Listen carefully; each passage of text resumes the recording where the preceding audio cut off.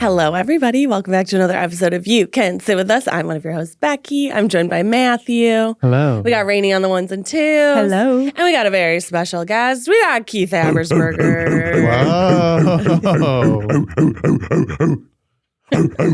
You know what I did tell them? We bark and meow very realistically on this podcast. We do? Yeah. Oh. You have a good meow. Yeah. That's your love language for you two is barking and meowing. You're going to come out with a single that's just you two meowing at each other. That'd be good. That'd be good. TikTok. Write it up. Write it up. Put it Write on it there. up. Write it up. Keith, what's going on? What's new? How's life? I'm sleepy. Something happened at 5 o'clock this morning, like a bell went off. Like I was like, was it in I your woke dream? up to a tone and I was like, what tone was that? Were you on the astroplane? It was a simple like bing. I'm like, no, I don't like a have any tuning alarms to say bing. And I think it was the software updating on my phone, and it decided to tell me, even though I said, don't disturb me, I'm sleeping, it decided at 5 a.m. it should just have a random ding that I've never heard. So of course it woke me up and I was like, what could that be? Wow. And then Grandpa came and screamed as loud as he could right in my face about 5 minutes after that. And then Henry started waking up after that. So I was sort of on again, off again, waking up from 5 to 7. I missed all that. Yeah, you did. You were snoozing. Grandpa will just jump on my chest. If you don't, you know our cat's named Grandpa, right? Yeah. Grandpa will jump on my chest and go, like early in the morning and right into my face. I'm like, oh God. And then he wants to so rude. And he's got bad breath. It's very rude. Makes his little muffins, makes his little gets to work in the bakery. He wants breakfast or what? Yes, he wants to eat. Yeah. Because he doesn't like his wet food right now, which, by the way, I meant to tell you, Becky, can you grab some more cat food today at the grocery store? Grandpa's all done. He had his last can of the food that he hated this morning. I know. I'm going to buy him the one that he liked. He likes this nasty, like, chicken Alfredo. It does look like Alfredo. It's sick. It's or like chicken fettuccine. It's all this white goo in it. It's meat with white and goo. Grandpa's like, he thinks like it's delicious. salivating at it. He eats the whole thing. What makes it white? I don't know. Fat. Chemicals. Presume it's just fat, like just congealed fat, because that's normally white. Maybe That's cream. what they like. Yeah. Cream. I don't think you can cream and meat. Do cats actually drink milk? Because like in all the movies, they always say they put out like a little saucer of milk. Yeah, my cats used to drink milk growing up, but I don't know if you're supposed to give cats milk or not. I mean, mammals drink milk, and they're mammals. So they drink milk. But I guess maybe it's weird because they're cats. They could drink cat milk. Like, they definitely from do their drink mummy. cat milk, but we drink cow milk. Cow milk. We drink goat milk. We drink nut milk. I don't drink goat milk. You drink goat milk? We eat goat cheese. What do you think that's made out of? Cheese. No. Made out of goat milk. Cheese. Becky doesn't like to know how things are made. No. Don't tell me. Don't tell me. Don't tell me. It comes from nature. It's found in the goat plant. It's under the goat stream. You have to go cheese forward chain to find it. It grows on the goat tree. The goachi berries. You've heard of those. You take your little cat out to sniff for the goat trees. They dig them up. I think cats would like milk. Some cats like, cats are different. Every cat's different. Yeah. Some cats like, some cats like chicken. Some cats like beef. Some cats like tuna. Some cats like salmon. Some cats like it all. Wow. Wow. Just like people. People are cats. People are cats. Keith, what's your rosebud and thorn for the week? Let's start with the rose. What was good? I had a lot of fun yesterday. We had Chris Reinecker and his son Micah over, and we had a big music jam sesh for toddlers. Oh, that's so we had cute. every instrument that the toddlers could play with out, and they were running around and they were playing the instruments, and then they were also like playing with toys amidst the instruments, and it was very, very cute. And it was just a really wonderful way to have a Sunday morning. This is like a lot of little boys running around playing little, hammering little drums. And Henry loves the guitar, which of course, the one instrument that I don't have and cannot play is the one that he is most enthralled with. I'm like, I can't play that one. So you gotta learn. I gotta learn. I gotta learn, and I gotta get some sort of baby guitar and learn it myself. So is that called a ukulele? Yeah, but there's also like children's guitars. Yeah, I can kind of play the bass, but only because the bass is like you just play one note at a time for the most part when you play the bass. So like you just learn a pattern, then you just do it forever. Right. Like it's bong bong bong bong bong bong bong bong bong. You just do that. But that's my rose. Had fun playing with music with Henry. My Thorn was last week. We had to get our furnace replaced. That sounds very expensive. It was. It was very expensive, out of nowhere. And of course, it was the only week that it was actually cold in LA. So for the 2 days that it was a low of like in the 40s, which is pretty cold for LA. I know everyone else is like, 40. It's 14 here, Keith. Well, it's cold here. That's a good Ryan Garcia impersonation. I feel like that's how Ryan Garcia makes fun of it. It was like 40 degrees and we didn't have heat. What do you do? Drink lots of hot water under blankets. But luckily, for some reason, Henry's room is like hyper insulated compared to the rest of the house. So his room was always like in the high 60s or low 70s, despite having no heat in the house. Yeah. I do not know how that occurred, but his room was totally pleasant and the rest of the house was freezing cold. So that was great that his room, obviously, because you don't want a baby sleeping in a 40-degree room. So that was not fun and expensive, and also just required people to be in our house for 2 days. And so we had to both be home for 2 days. And, you know, yeah, it was bad. But the bud, Bud is it's getting Rosebud. fixed. The bud is I have more time to think about what to do to the bathrooms since any renovations to them. We have less money to renovate the bathroom. Happening soon. We do not have the money for that. I get to think of all the ways for much longer of what I want to do to it. Imagine the possibilities. I patched some holes. I got to send you the picture of my whole patch. Yep. Patched them. Patching holes. And she does it at Contractor 10, Becky, 10 here we p.m. come. at night.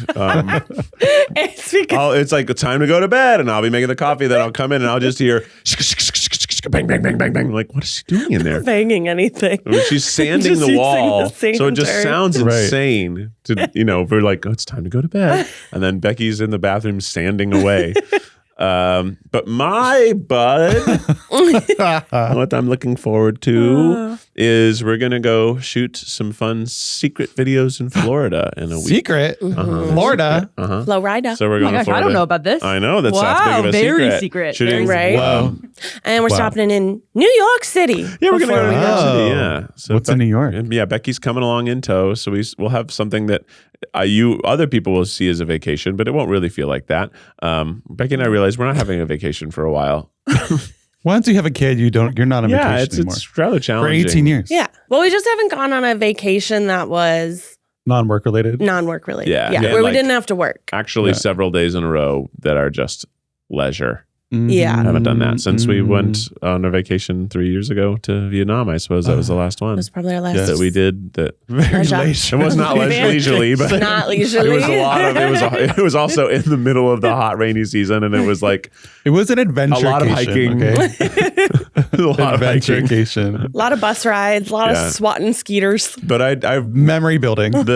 I do think about the boat in the Halong Bay and how beautiful that was. I mean, that was It was pretty. really pretty. I mean, the only thing I really remember, I remember a lot of things from Halong Bay, but the strongest memory is you singing karaoke at night Yeah. in the cruise boat in Halong Bay. And it was like our group and then I think it was like a family reunion. It was of about something with all these, 35 Chinese tourists who all knew each other. all these other people in the boat. Yeah. And then he just went up and gave a performance. He was like climbing on a table. He like sliced his leg open on something. I got a little bit of a cut, but Karaoke performance. I for sang that. a song and no one reacted because obviously they don't speak English and I didn't know the song. I was like, oh wait. So then I Googled most famous songs in the world and I only sang those songs hit after hit. People were loving it. And the two songs I sang were a Britney Spears song, I think Oops, I Did It Again, and My Heart Will Go On. Oh, Because those are like gotta. wildly globally famous songs and they went nuts for them. And I did climb up on the buffet bar and dance. they loved it. They were loved living. They were living. They couldn't believe it. They were And then recording. I also went and like stood on their tables and like sang to them. I went over and just fully did crowd work. It was a blast. Yeah. It True was so performer. fun. True performer. It at was heart. so fun. I've got to figure out how to perform for every audience. That's one of my things. I was like, how do I get through to them? Most famous songs in the world. That was really fun. Mm-hmm. No, that was a silly memory. That boat was crazy. That was a crazy, that was a crazy little boat. That's the first time I've ever slept over on a boat. Really? Slept on a That was boat. cruise? That was your first cruise? That was my first cruise. First and only. Yeah. It was like it was a small cruise boat. It's not a Yeah, it's it not was a little cruise ship. one. It is basically a yacht.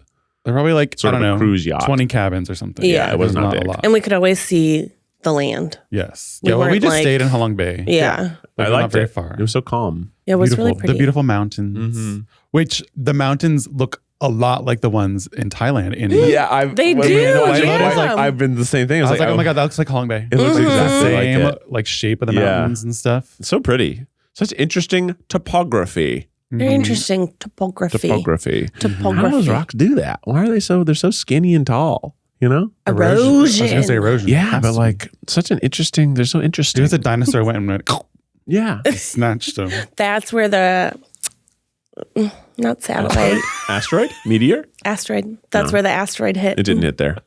Yeah, We don't know. I did prove it. Don't they believe it? Were you there? Did you see it? I thought it Prove it, hit Keith. somewhere but east of South America and Central America. I thought it was there. Pretty sure that's where they always show the impact zones. It's too close Of to that us. one. Too close. I don't like it. Well, remember, all the land was in a different spot. Oh, that's true. Pangea Pangea. and all. Then again, there might have been other land on the other side and just got gobbled up by water, for all we know. Yeah, we don't know anything. No, I don't. I'm sure some of them might. I also don't even Scientists. believe it. No, just kidding. I know that when Like in God made science, the all of a earth sudden. I know when Jesus 5,000 did years it. ago, or before Jesus came, that the earth was like this. And everything that you think is science is the devil's work. Yeah, Well, that's because the world is flat. obviously. What was How do that you even- flat earther documentary we Where at the end, watched? the It guy's was like, "Oh, so dang." good. Yes, it was literally like this guy went in, this journalist. He was going off of a theory of like, oh, that flat earthers work backwards. So they think that what they've proven is correct, and then they work backwards to make it true. Right. And he was like, I want to see if Reverse I can get engineer. to the, yeah. He's like, I want to see if I can get to the end of that. And basically he follows around this small group of flat earthers. And this guy at the very end is like, I'm going to prove that the earth is flat. I'm going to send this Laser light. laser light up and it's going to show that there's no curve. Because if they go, the curve should have an effect at a certain distance. Yeah. Right. So they put these 2 points at that set distance, and if it's correct, then the light 5 feet off the ground here will be the light 5 feet off the ground here. Mhm. Of course, they show the light, and the light 5 feet off the ground here is 7 feet off the ground there, which means It's the curved. earth is curving. It means you went down a step is what it means. Yeah, it ends with them You being went down like, a step. huh. It's pretty And that's just the crazy. end. It's great. The guy's like, well, I guess we The have to do seed it of again. truth. The Yeah. seed of truth. Yeah. Speaking of truth, Keith, we're here to get the I did it. facts. Oh, okay. Oh, what facts? About the streamer. Oh, We're in the future now. all right. It's 1 year of the It's been streamer. a year. Happy birthday to the streamer. Yeah, That is so Yeah. exciting. it is very Drop the exciting. balloons. Whoa! Just one balloon. That's It's Slowly. only 1 year, so Good job. Happy You'll birthday. get more later. Happy birthday. Yeah, it has been. It's been great. can you believe it? I feel like it went by so fast. Yeah, and it also feels like we've been doing it for longer. Yeah. Yeah. Because we have ramped up our production Mhm. to fill basically 2 platforms worth of content all the time. hmm Yeah, it's been very good, challenging. I remember at the end of last year, I was like, oh wow, we made like almost 300 pieces of content, including podcasts, which is a lot That is for a lot. a small company to generate. And then I think this year has been about both delivering on value for a second try and making these new shows that people love and making new seasons and making the shows better, as well as continuing to play the game of the YouTube algorithm, because YouTube is our greatest marketer. But YouTube And we love is, you, YouTube. If you're listening, actually, YouTube is wonderful. We do love YouTube. We love you, YouTube. Uh-huh. YouTube. Love, You love, think that love. you think that's how the machine Yeah, works? I do. I like, think you it's like say, on I your love phone. YouTube, and you're YouTube good, automatically YouTube at good, the top. YouTube good, YouTube good, YouTube good. Everybody type YouTube good into your YouTube phone good. right now. YouTube good. YouTube, yes. Yes, YouTube. That's how it works. Yeah. So we've just been doing a lot of new formats that we think are going to be seen favorable by the YouTube algorithm. And some of them have been really Like fun. new formatted shows, you mean? Or Uh-huh. Yeah, I mean, they're not quite shows yet. They're really formats. And the way to help people understand that is like a taste test is a format. Mhm. A like food adventure taste test is closer to a show. And then something like Chicken Watch, where it has this very stupid identity to it. That's just a taste test format. But it has all these other things and has a consistent cast and has a consistent expectation of the type of comedy that becomes a show. Sometimes just the idea of going to the grocery store stresses me out. Especially now with a toddler, sometimes I feel like I have no idea what to make. And there are a million recipes out there, and it's really hard to narrow down what I want to try. And that's why I love using Tastemade Plus. It's a personalized meal planner. You can easily swap or remove recipes with a tap. They auto-generate grocery lists based on your meal plan, and you can follow along with step-by-step recipe videos. You can even go into cooking mode so your screen stays on while you cook. We had the Green Goddess chopped salad the other day, and it was so refreshing, so easy, and Tastemade Plus made it super quick to be able to go to the grocery store and know exactly what I was going to get. Try Tastemade Plus free for 7 days right now at tastemade.com/sitwithus. As a listener, you'll also get 40% off your first year. Cancel anytime, no pressure. This is an ad by BetterHelp. Did you know that 6 million men in the US suffer from depression every year, and it's often undiagnosed? Men sometimes face societal pressure to appear strong and self-reliant. Sometimes that can make it difficult to admit when they're feeling vulnerable, but it's okay to struggle. Real strength comes from opening up about what you're carrying and doing something about it so you can be your best for yourself and everyone else in your life. Here at You Can Sit With Us, we love therapy. It's great to have someone to talk to, someone who's unbiased, and to just sort of get an honest opinion from. And that's why we love BetterHelp. With over 35,000 therapists, BetterHelp is the world's largest online therapy platform, having served over 5 million people globally. It's convenient too. You can join a session with a therapist at the click of a button, helping you fit therapy into your busy schedule. As the largest online therapy provider in the world, BetterHelp can provide access to mental health professionals with a diverse variety of expertise. Talk it out with BetterHelp. Our listeners get 10% off their first month at betterhelp.com/sitwithus. That's betterhelp.com/sitwithus.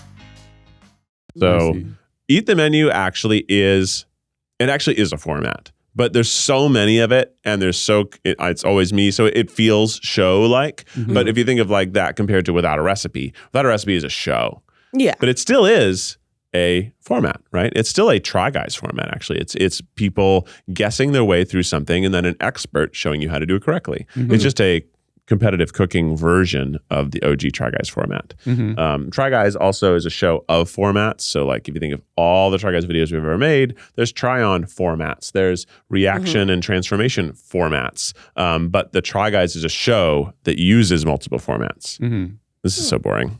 Very meta. No. This is boring. No, we love it. This is boring. We love it. We love the ins and outs, Keith. We love the ins and outs. The nuts and the bolts. So yeah, I mean, I've done some interesting like nuts and bolts food things. The trying to transform fast food into like gourmet things where I fed Rainie. Yes. Rainie's favorite food, ramen. Which I guess the backstory of that is Rainie eats these udon noodles all the time. But I thought, I see you eat noodles so often that I was like, well, Rainie just loves all noodles. But turns out it's actually just the same noodle. It's, udon. I mean, udon is one of my favorite foods. Really? But ramen, totally different palate. So interesting. Yeah. So you don't like ramen?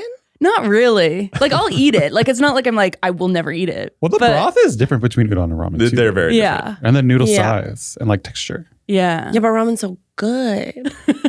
It's so intense. It's like very, like, salty, very, like, fatty. It's pork fat soup. Yeah. Yeah. It's awesome. Yeah, it's pork fat soup.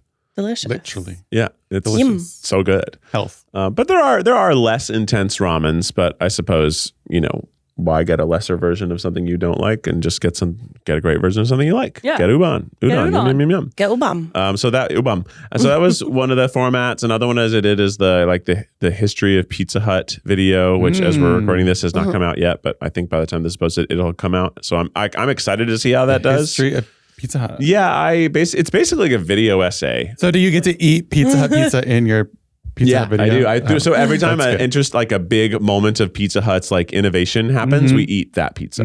So you sort of eat through the history. So it's sort of a taste test, sort of a essay. That again, I guess it's a format. It's a video essay. If I made tons of them and it became known as like Keith Explains Fast Food History, that could be a show, I suppose. But it was just a different thing. I realized I can't eat the menu forever. It'll kill me. You could. I could, but I don't think it's good for me to eat it forever. And we're going to get to 100 restaurants next year. Oh, and that You're might, going to run out of stuff. That might be that might be a good place to like stop. 100 is a lot. I know. We're over 80. I mean, there's millions of restaurants. There's so many too. And there's so many chains. There's literally so many chains that are like common that I haven't had. Haven't had Dairy Queen. Oh, wow. Right? Mm-hmm. Huh. That's just one of them true. too. Yeah. Not even that crazy. Haven't had Boston Market. I love that place. I love a Boston Market. I don't think I've love ever a been to Market. Boston Market. You know what's weird? Because you look like See, someone that's who would off-brand for you as well. right? I'm like, you look like you love a Boston Market. I've never been to Boston Market. I don't even know what it is. It's like buffet. It's a rotisserie No, chicken rotisserie fast chicken. food restaurant. and turkey. They do like Oh. turkey plates. Yeah, it's kind like of mashed like potatoes. It's like Thanksgiving. Yeah, it is like Oh. Thanksgiving and Yeah. rotisserie chicken version of Thanksgiving. And it's like a counter. You know what a meat and three is like in the South? A place where you get like a meat and then you pick three sides. Yeah. It's kind of like that. So you get a chicken or a turkey or a roast beef, and then you get mashed potatoes or macaroni and cheese, and they sort of serve it on a sort of like lunchroom style. Right.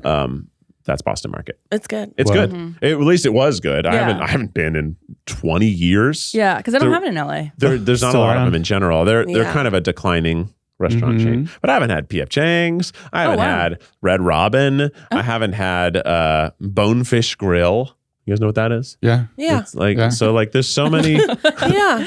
so many places at Maggiano's Little Italy. Now there's only like 26 locations my of that God. restaurant. So like I would love to Sometimes eat a you're like- Maggiano's. I haven't done You- Buca di you Beppo.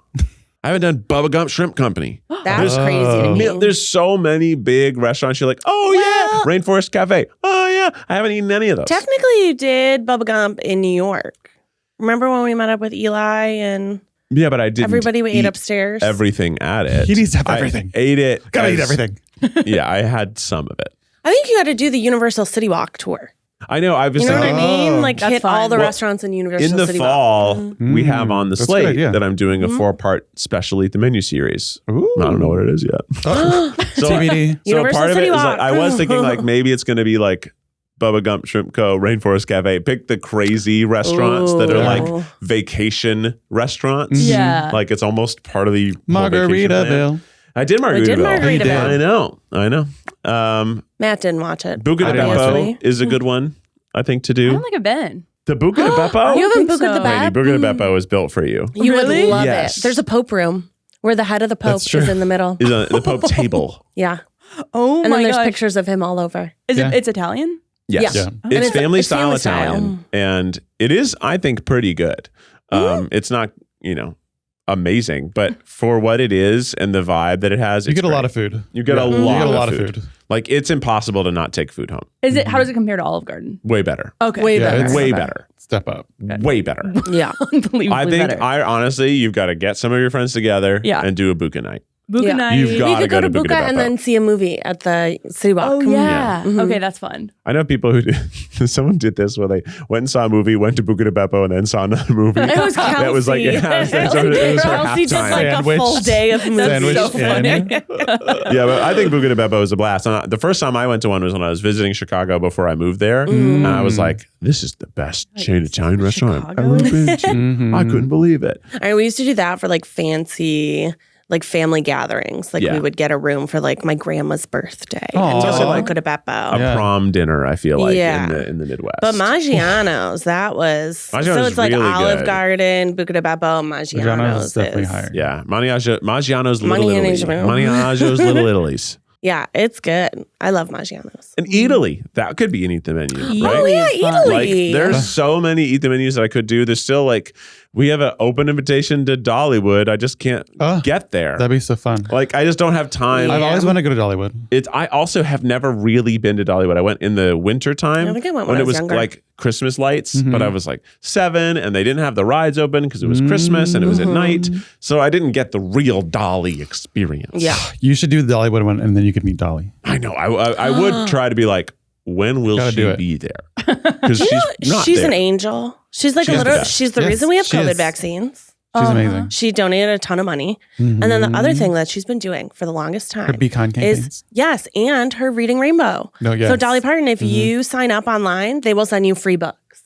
Oh my gosh. We have this little book that talks about Dolly Parton's life, and her dad was illiterate. And so for her, it was like such a big, she was like, kids should be able to read. And no matter where you live, because she's from like bumblefuck nowhere, like very tiny log cabin town. She's like, no matter where you live, you should be able to have access to free books. And we have one of Dolly's books from, my mom got it from when she was younger. Love Dolly. Or when she was working. Isn't that crazy? It's amazing. And then she donated a bunch of for money. a while too. Like when you were growing up. Dolly's a little angel. Dolly's a she's sweet little wonderful. philanthropist. Yeah. Never had any eat the kids menu with herself. Dolly, are you listening? No, if I could get Dolly on the menu, are you kidding me? You got to talk to Dolly's people. Well, I think she's in her year of mourning. Yeah.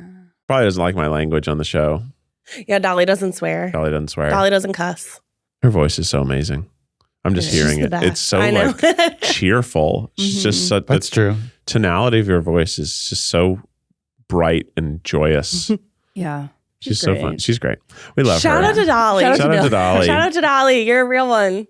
How did you choose Pizza Hut as the first one? Was it like the most interesting to you, or were you just like, You can't out Pizza the Hut. you can't? Yeah, I mean, I think it's because it was the first pizza chain that was part of it. I was trying to think of what I liked. And also I do think analytically about what the internet likes. And if you look at like the historical Eat the menus that I've done, Taco Bell is one of the most successful, but I also did this other Taco Bell video that came out, and I used Taco Bell in the gourmet bee thing. So I was like, okay, I don't want to just do one restaurant, and I don't want to do McDonald's. And I was trying to think who I would want to do, and I was like, well, I had Pizza Hut growing up, so I have a personal connection to it. So let's do Pizza Hut, and people like Pizza Hut. Yeah. You had a birthday party at Pizza Hut. You got to make the pizza. I don't think it wasn't my birthday party. Oh. It was another kid's birthday party. Oh. But every kid got to make their own pizza. Oh, I had a birthday party at Pizza Hut. I did not make any pizzas. no, me neither. Oh, you didn't grow up in Just Tennessee? got your personal pan. Yeah, we got a little personal I pan. made my personal We pan. went and saw a movie. You went in the kitchen? Yeah. Whoa. Yeah. They Feels took, like a liability. they took the kids back Bring 3 at a little time. That's what I have always said. Feels like a liability. This Bring was all these like little kids back in 1992. Yeah. This is 1992. They didn't let us put No the pizza in guardrails. the oven. All we did was stand and put sauce and cheese and toppings on the pizza, and then the guy took it and put it on the conveyor belt oven. Yeah. And then And the then they brought kids it to took it us. out with their bare hands. With our bare hands, we grabbed the cast iron Snowpiercer skillet. style. I loved pizza. And the Pizza Hut lunch buffet. Yeah. God. I remember that as a kid, as a kid, I also I always loved eating. And I think I loved eating a large quantity of food, that it was like a point of pride for me to eat a lot. And I think this comes from being You've been training your whole life. the littlest brother, But also the biggest. but I wasn't the biggest at that point, right? So I wanted to be able to eat as much as my older brothers, and I just wanted to eat, and I ate so much all the time. When we went to the pizza at lunch buffets, I would specifically try to have the most plates. I wouldn't let them clear my plates. I would stack them until the end. And so then as I was actually getting fuller, I would go back and just get one slice on a plate so I could have more plates. So it looked like I ate more. Yeah. And I'd have 7 plates stacked up. But the first plate would have 4 pizzas on it. And the second plate would be a salad just doused in ranch. Just completely can't see the salad anymore. And then I go back and just eat. And then you'd wait. And they'd bring a new pie on the line. They bring a pepperoni pizza. You're like, go. You get a slice. Pizza Hut never did the dessert pizzas though, did they? Mine did. Oh. Mine You put had the dessert cookie pizzas. I never We had a had cookie the pizza. dessert pizzas were weird. It was a blueberry or a raspberry, and they were kind of like the thin crust. I think that was the dough they used, and they would have sort of a blueberry or raspberry jam type of thing, and then they had the frosting that the cinnamon sticks are dunked into. They had that sort of drizzled across. And that's what it was. And I had some of them, but they also had the cinnamon sticks. That's sick. Like a strudel. Yeah, it was like a strudel Yeah. pizza. Yeah. And they weren't great, but they were the dessert. The option. And I love cheese breadsticks. We used to get cheese breadsticks after the football game because, again, tiny little southern town. Everybody went to the football game on Friday night. We come home and my mom would be like, should we get cheese breadsticks? And I'd be like, hell yeah. And then my dad would go drive and get it because, again, Pizza Hut didn't deliver at that time. Even though that was the 90s, our towns didn't deliver. So dad would go buy it, bring it back. We'd eat a bunch of cheese breadsticks. I go to bed. Great night. Great. So night. fun. So amazing. That was your night. And then when I was a high schooler, I would go pick up the cheese breadsticks. Whoa. When you had a Well, license. you were the pizza graduated. delivery man. Yeah, I went and picked it up. Oh, it smelled so good. I can just imagine walking into the Pizza Hut, smelling the flavors, playing Miss Pac-Man because they had a Miss Pac-Man machine. That was the only video game. Waiting. That was the only video game machine in Carthage. It was a Miss Pac-Man machine at the Pizza Hut. That was the only video game. You never had the Pokemon thing at the Blockbuster? We did not have a Blockbuster. How'd you rent movies? We had Carthage Video. Whoa. I lived in a tiny town, like eensy weensy little thing. It's a mile long.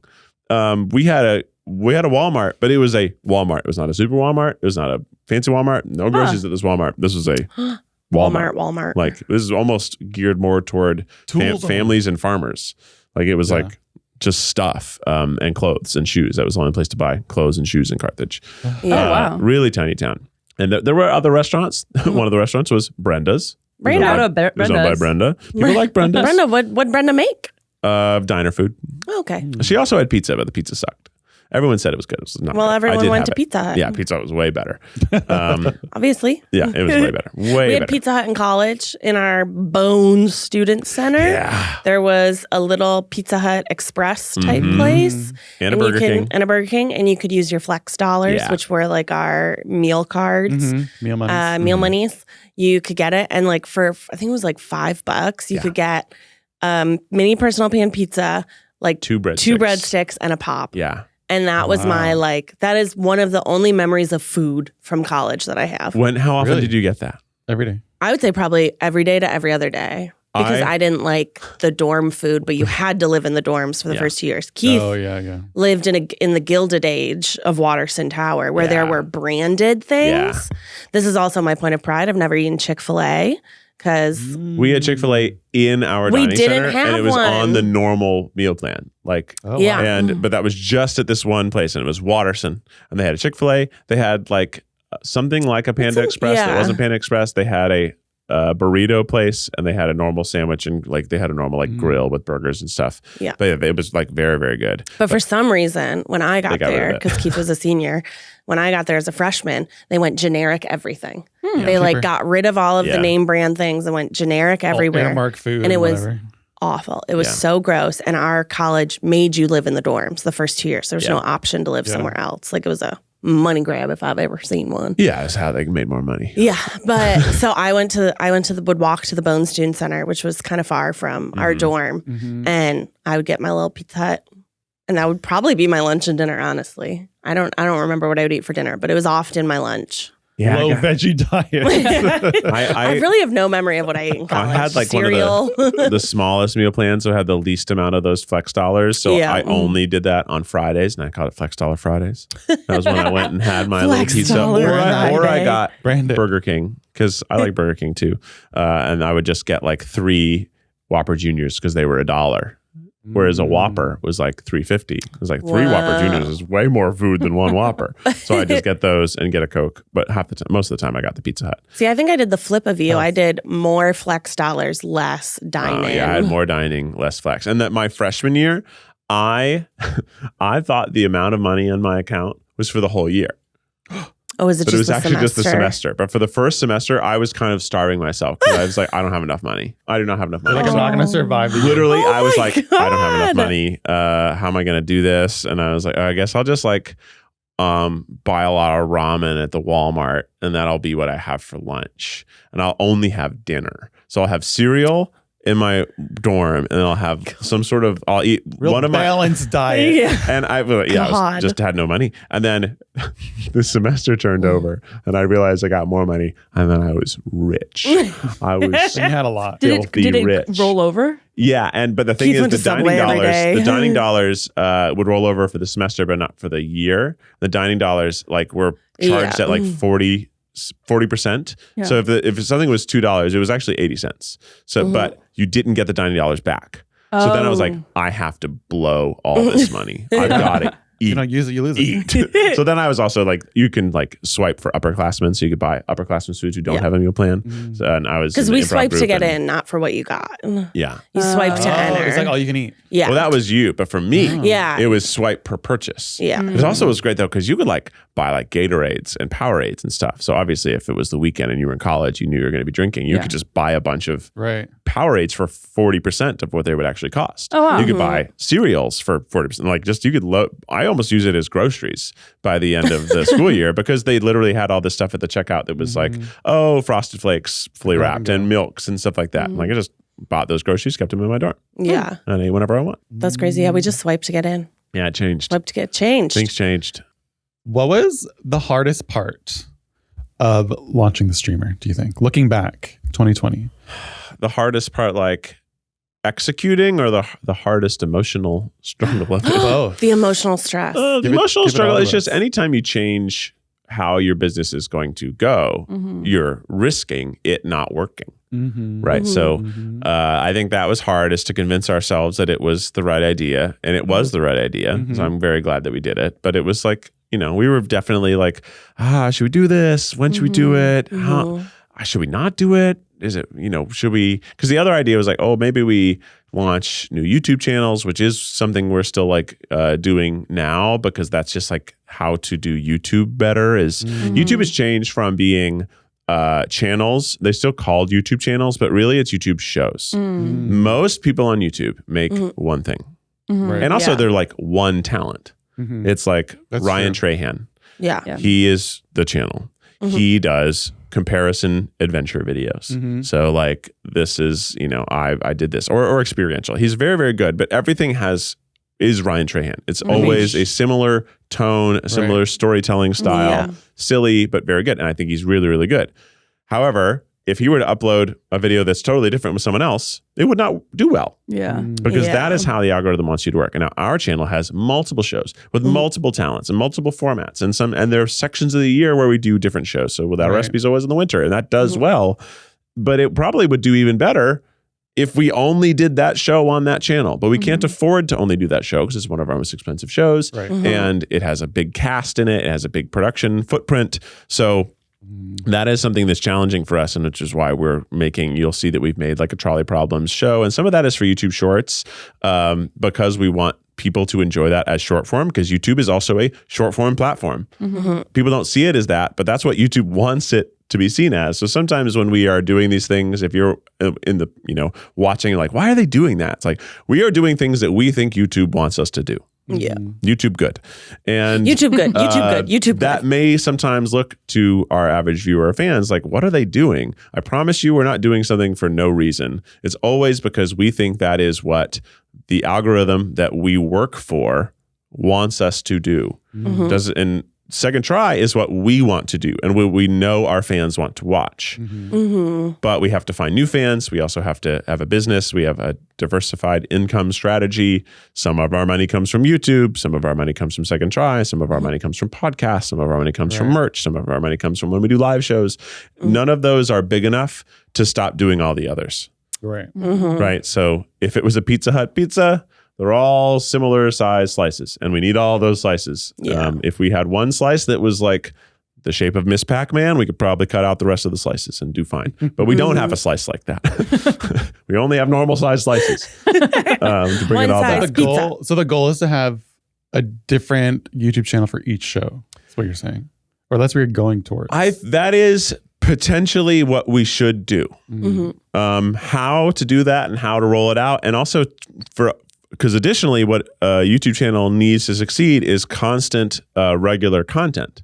So if you do have a channel for each show, that means each channel has to have something posted once or twice a week. That could just be short form, but still, if we have as many channels as we have shows, this is going to be quite challenging to put out basically 13 to 26 individual pieces of content across different channels every single week, and still do full-fledged shows on Second Try, and episodes of those shows on the ones that are for the public on those channels, or maybe on the main Try Guys YouTube channel. Our channel is from an era where YouTube operated differently. So our channel does not operate well within the YouTube as it is now. So we need to figure out, how do we do YouTube better? And one of the ways to do that is to make different shows, different channels that are, I think they should just be called shows. I think YouTube shouldn't be called channels anymore. It's not a channel. When you turn on a channel of television back in the day, there were lots of different shows on that channel. I watched Nickelodeon. Nickelodeon's a channel.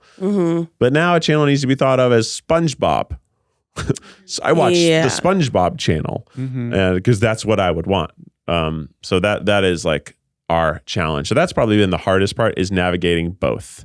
Navigating Second Try, navigating YouTube, navigating, TikTok and Instagram to an extent as well. That's all very hard. And we are, doing educated guesses and strategies, but we're not always doing the right thing because we're testing and figuring out what works. And testing requires failure to do it right. Yeah. Sure.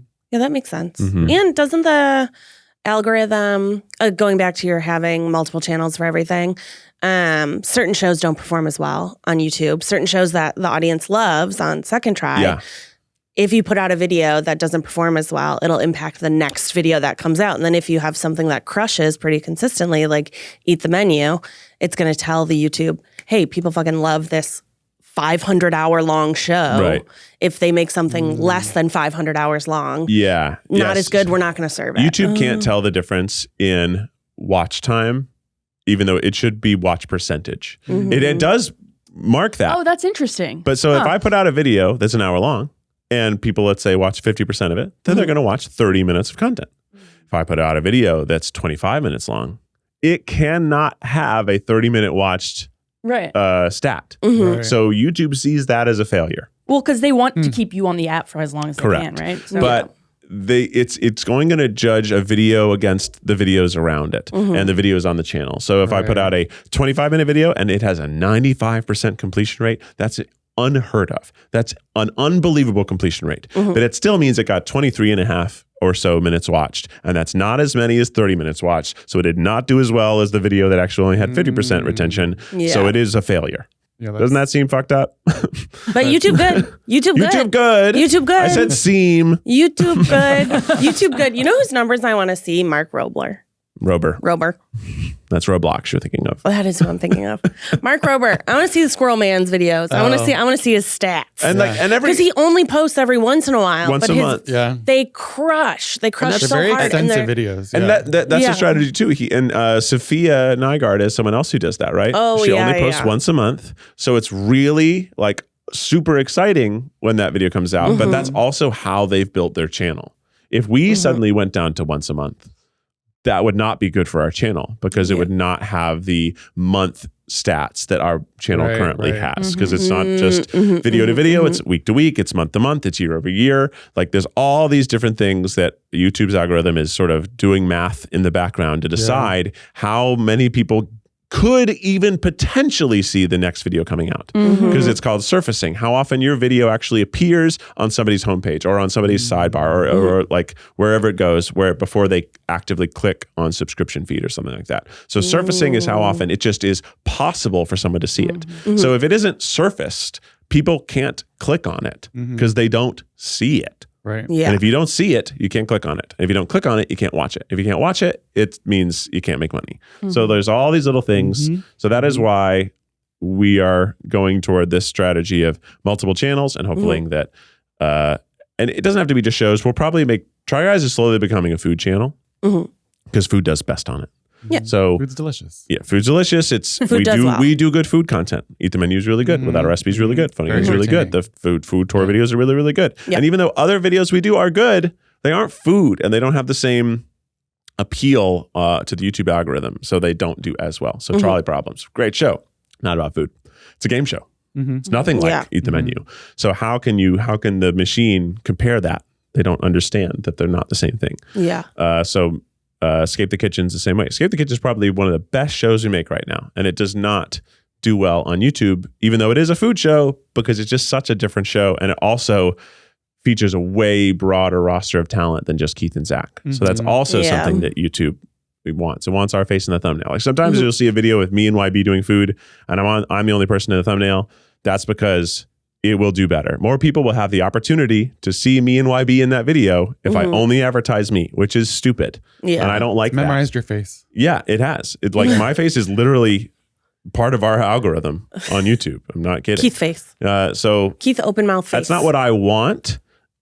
I'd rather have a diverse array of faces on our channel because that's what our content is, but that is not good for that video success. And that video success is what we need to be able to employ those people to be in those videos. That's true. Is there any advice you would have given yourself a year ago before you were launching the streamer, now that it's a year behind you? I think that we would just try to be more like overwhelmingly clear about what is exclusive and what isn't, because part of the struggle is that you have to let people know about the shows. And our best marketing engine is the long form videos on YouTube, which means showing an entire episode of a show. That's the best way for people to know what it is they're missing. And that's also what we're best at making. We're better at long form than short form, just as a company. We've been doing it for longer. So I get that people think that like, oh, well, this came out for free. There's no way for me to tell people about the 4 videos that aren't free unless I give them one that is free, because that's the only way they could know what it is. Like, great example. Let's bring it back to Pizza Hut. Pizza Hut on its first day gave away pizza for free. Because again, nobody knew what it was. Right. They had never had pizza before. So they had to give some away for free to be able to sell some later. So we are always going to give out episodes of new shows for free so that we can sell some later. And as we go further and further into this journey, there probably will be less and less for free because we'll have built a bigger piece of the pie on second try, and we don't need to advertise for free as much. And we'll also we're slowly getting better at our short form strategy, which is a way to give elements of that content for free rather than the entire video. Teaser. Yeah, teaser or a great nibble. clip or a great moment. Dropout is excellent at short form marketing. There's certainly like people we model after, and even like we're friends with Sam. We're totally asking all the time. It's like, what do you think about this? And they're really, really kind and helpful with information, and they want to see more people have success because they also see the subscription model as the future of streaming entertainment from creators because of how algorithms. YouTube needs to do what's best for YouTube, right? Yeah. And sometimes some creators are going to benefit from that. We used to benefit from that. We do not benefit from it as much as we used to because YouTube changed what was best for YouTube. But YouTube's going to do that forever. TikTok's going to do that forever. They're always going to be changing. And you as a creator are always going to be under the penalty or reward of someone else's decision for themselves. So building your own platform allows you to be independent, truly independent. We talk about how we're independent creators. You're not independent if you're working on someone else's platform. If you build your house on someone else's property and they sell it, what happens to your house? But it's kind of the same mentality of when you left BuzzFeed. So it's like more creative control because you're doing it by yourself. This is just that next evolution of it. And if we look back on... It's the second try. It's the second try. If we look back on like traditional media too, when streaming services first came out, everyone's like, this is so stupid. Nobody's going to pay for this. Right. Now we're all going, who's going to pay for cable when I can bundle 3 different services and have 1,000 options of what to watch? Yeah, it's new cable, but it's new cable. It is. And I hope that as things go, I mean, there could be, who knows, 5 years from now, maybe we'll be a part of a bundle with the other independent creators. Who knows? I don't know. Sounds cozy. If you told me 5 years ago we'd be doing this, I'd have said not a chance. But who knows? I mean, this is a great segue into one of our Patreon questions, actually. It says, hey, Keith. Hey. I've heard you mention before that a big part of the Try Guys fan base are fans who have stuck around since BuzzFeed or have boomeranged back after YouTube finally recommends a new Try Guys video on their feed. What strategies is the team using to engage new audiences, specifically Gen Z and Gen Alpha? Yeah. So, I mean, we, Zach and I, because of BuzzFeed, we were like raised in the look at what's happening on the internet and figure out how do you add to the conversation. We think of that the internet is a cocktail party. There's lots of little conversations happening around the whole party. And if you enter into a conversation, you need to add to that conversation. So if people are talking about spaghetti, you need to walk up and be like, oh, I love spaghetti. Have you had the spaghetti from this place? Or like, oh, did you know the spaghetti was from 1751? So then you're adding to a conversation. If you walk into a spaghetti conversation and say, look at this picture of my dog. Well, that doesn't help the spaghetti conversation. But there might be a dog conversation happening somewhere else, and that would make sense. So we're always looking at different pockets of conversations happening on the internet and thinking, which one of those do we want to be a part of? Which of those conversations are maybe topics that are doing well or formats that are doing well, and how would we do formats like that? And also we look at our own formats and our own history things and be like, okay, when we did the waxing video, people love that. It's actually one of the videos that gets us the most new subscribers every year, even though it's like a 2-year-old video. Yeah. It just like always is getting new subscribers. So like, great, we should make that again, or make a different version of that, or make that video with a new cast. So that's one of the ways that we do it. We look at our old hits, because if we're looking for people who used to be big fans, let's give them something they used to love again with new people doing it. So that hopefully would do well. And then what if we're about looking the new ones, I think that's what they're asking about. The younger folks. I also think putting Gen Alpha in with Gen Z, I'm like, they're very different. Our toddler is Gen Alpha. Like, I hope when he's But teenagers 7. are Gen Alpha too. Generations are big. But I'm also like, how do you get, or do you even want to get a 12-year-old right now watching Try Guys? I want to get everybody who would like our content to watch it. I don't really think about who they are in terms of their like status or where they are. I just want to be able to reach the people who would like what we're making. I also we do actually want to figure out a way to get more younger males to watch us, because we feel like younger males don't have very positive role models on the internet right now. And how could we provide some good role modelship to them? We have a really wonderful, heavily female audience, which is funny for a cast that's mostly guys, especially was only guys. But we want to figure out like, what can we do to reach more young men so that we can be an option other than the obviously very toxic male creators out there that are bad. I don't know what the best strategy into that is. We have to start, that's where we just do tests of totally different things and see who's watching it, because we can see the back end metrics of who's watching. Then again, you can't see who's under 13. Obviously, kids under 13 are watching, but you can't technically have an account till you're 13. So sometimes like an account of like a 50-year-old is actually like a 10-year-old.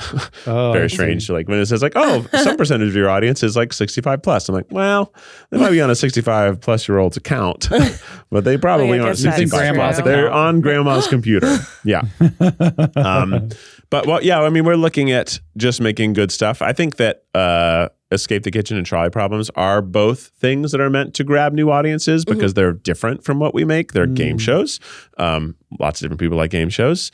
Escape the Kitchen is an escape room. It's a puzzle show. So we're hoping that could be more young and male skewing, because it's not just boys love puzzles, but boys love puzzles. So like maybe that will be something that gets them in. And then sometimes we do male skewing tries, although at the same time, those can alienate our female audience. Like female audience doesn't want to watch a video where we play with a big robot spider and like smash pumpkins. That was a really fun day for us. And we thought, but not a super successful video, because like it's not super relatable to our highly female audience. So that is like, we're always making a bunch of different stuff. We want to make different stuff to attract new people, but also at the same time, YouTube doesn't want you to make different stuff. So it's just like a really big struggle balance. And that's why Zach and I are always coming up with ideas. I think Zach and I text each other ideas every single day of what we could make, or something I saw on TikTok or YouTube was like, this is interesting. Creativity's flowing. And like, this is interesting. What do you think? This is interesting. What do you think? How could we make this? What did you see this video? They're doing something really interesting here. There's so many ideas. We can only make so much. But we are trying to get new subscribers. Shortform is a way for that too. Trying to reach new audiences, because that's true on YouTube Shorts. YouTube Shorts are shown to a wider net of people who don't subscribe to you than any other thing on YouTube. So making long form does not get shown nearly as much as short form to people who've never watched your videos before. So making good short form is the way to get new subscribers, because that is how YouTube literally is providing new subscriber opportunity. Tool. Yeah. Wow. Yeah. Any last notes you want to leave the audience with? Any last goodbyes? Thanks for being a part of Second Try. If you aren't, I'd love for you to give us a try. If you were and then you unsubscribed, give us a second try. It does really help us to continue making really, really good stuff. I know sometimes people leave because they feel like there's not enough content on there. The counter to that is can't make more content with less money. So we love your support, and we hope that we're giving you the value back, because that is really something that's important to us. And there's always a deal floating around. There's always a deal floating around. Love a good deal. Yeah. Love a good deal. Just change your email. Do the next deal. Yeah. Come on. We're going back Do a new to deal. all you need is a new Gmail. And we allow password sharing. Like you Vibe it. One of your friends can buy it. And just then take a maybe taste. One of your friends has HBO, one of your friends has something else, one of your friends has Second Try, and you share. We're down with that. Take a little Sharing nibble. is caring. Yeah. Yeah. Dip your toe in to the Second Try pool. Mm-hmm. Yes. Well, until next time, remember to pee after sex, wash your hands, be nice to yourself, be nice to others, and we'll see you soon. Bye. Bye.